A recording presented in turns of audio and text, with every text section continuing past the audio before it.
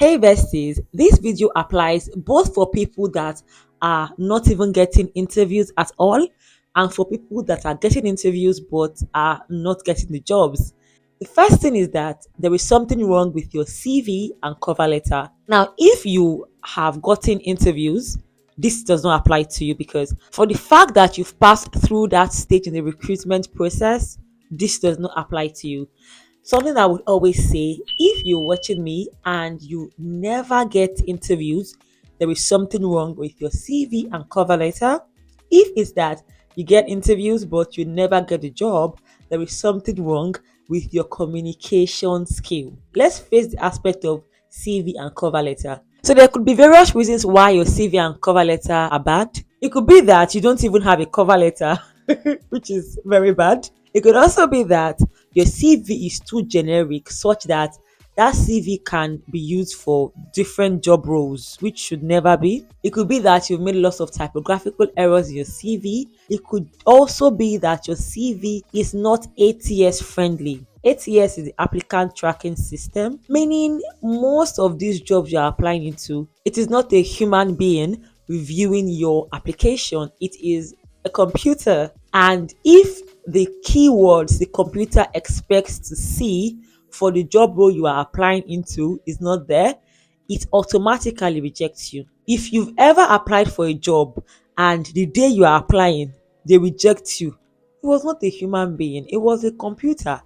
Some people, as you're applying, they are rejecting you. In jobs, they ask some questions. For instance, they can ask you, do you require sponsorship? Now, maybe the company, they don't have plans to sponsor you. Then you say yes, which of course you would say yes because if you require it, you say yes. Immediately, the system will reject you. And it could just be your CV or cover letter, and they expect some keywords that someone in your role would know or would use. Then you don't use those keywords, then that's going to be a problem for you. Now, I think it's even important to just say it very clearly in the beginning of this video that if you want to be a support worker and you are struggling with getting interviews, I have a CV template that is trusted and proven. It just highlights to you some keywords that should be present in your CV and you can amend and use. And I edit it regularly. If that's something you would like to take advantage of, click the link in the description box for all my services and you would see how to get that template. Now, whether or not you're getting a template, ensure that your CV is sound. Now, for you that have been getting interviews and no one is calling you back, your communication, there is something wrong with it. It could be poor vocabulary, it could be poor body language, which I will talk about towards the end of this video. So now the second reason could be that you don't have experience. Now, this does not apply to those that have gotten interviews. It applies to those that have not gotten interviews, because if you've gotten the interview, it's not that you don't have experience, it's that you did not portray your value well enough to show you have the experience. You could even get a call back from the employer telling you that, see, the skills and experiences they are looking for, you don't have it. Now, when they tell you that, it does not mean you actually don't have it. It means you did not translate that. When they gave you the chance to communicate it, it was not translating as you having those experiences. But if it's you not even getting interviews, it could just be an issue with your CV. At least I'm familiar with the UK employment terrain, being that if you don't have experience at all, it could be an issue. And that's why I would always advise, if possible, if you don't have experience at all and you have tried and tried and tried, get a volunteering experience. It still counts as experience. Even if you're going to the organization or wherever place you're trying to volunteer, maybe 2 hours in a week, it still counts as volunteering experience. And ensure that your experience aligns with the job role you're applying into. Now, the third tip, this should have even been the first tip because it has to do with your mindset. If you know me well, you know that I believe strongly in the power of your mindset. I believe that when you have a negative mindset, you are sending negative vibrations to the universe. As such, it has to reflect that negativity back to you. And you having that negative mindset can be you seeing the job application period as a chore. Yes, I know that it's not easy, especially if you have no money and you are literally trying to survive. It can be very difficult. But as much as possible, try to have the right mindset.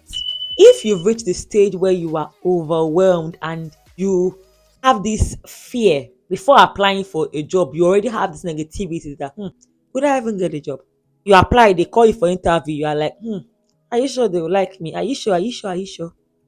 Yes, it's normal to have nerves, but when you are that negative, it could help you to even maybe take 1 week break off applying. I'm telling you, by the time you come back with more power, more energy, a better mindset that would help you. How would the recruiters know that I have a negative mindset? Leading me to my fourth point, your energy. Your energy speaks volumes. Now, this relates more to those that have gotten interviews. When you're in an interview room, they are checking your energy level. Sometimes the person that gets the job is not even the most qualified. The person is just the right fit. Now, for each job role, the recruiter is not just recruiting for your skills and experiences, they're also recruiting for personality. There's something called being a personality hire. And obviously, people have lots of issues with that. Like, why would you employ someone on the basis of their personality? Now, obviously, they employ for other things aside personality, but they're also checking, would you be a good fit in the company? And if you have this negative energy, it shows. And no one wants negativity unless a negative person, because misery loves company. Also, don't have this desperate energy. As much as possible, try to detach from the outcome of the process. And yes, that's difficult to do because you want the job. So, how can you detach? Try your best to detach because the job is not yours until it's yours. So why will you be attached to something that is not yours yet? Don't be, because then the heartache will be more, the misery will be more. And if you get rejected, you take it so personally.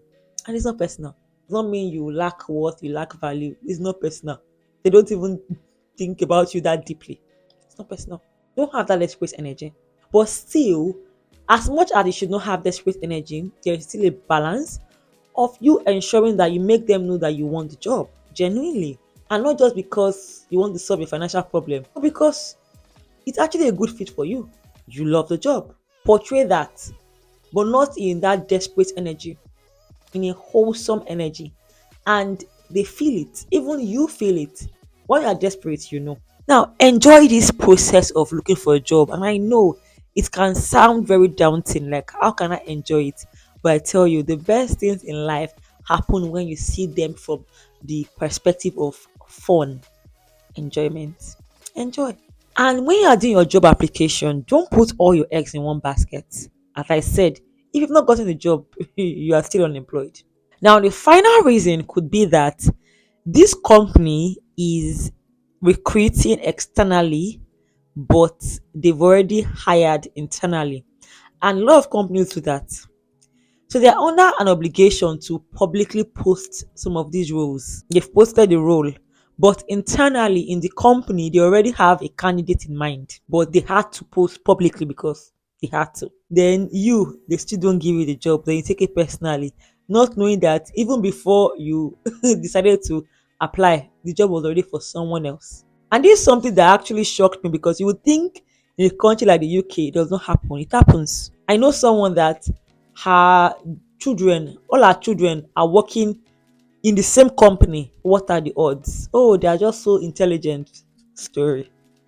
Story. In the same company. And in that company, they don't even do so much work.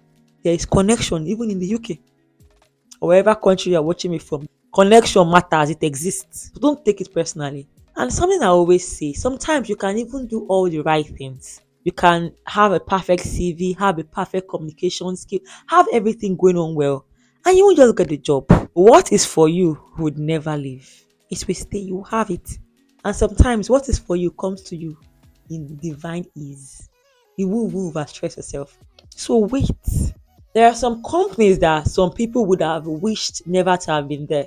because the amount of chaos it brought and mental health issues if they had been rejected. Apologies for the change in audio. My mic's battery has died. So let's round up. Some of you may have been rejected in a company and you should be thanking God for saving you, because there are some issues you will face at work. Hey, it will just affect you in a very impactful manner. So just wait, be grateful. If you've had the experience of working in an organization that they showed you pepe, let us know in the comment section, because I have that experience. Now I'm going to be linking up a video that would address the first point I made about your CV and cover letter. In that video, I talk about tips to have outstanding CVs. So that's something I think you may enjoy watching. And I'm gonna see you, my loves, next time. So until then, stay blessed, remain happy.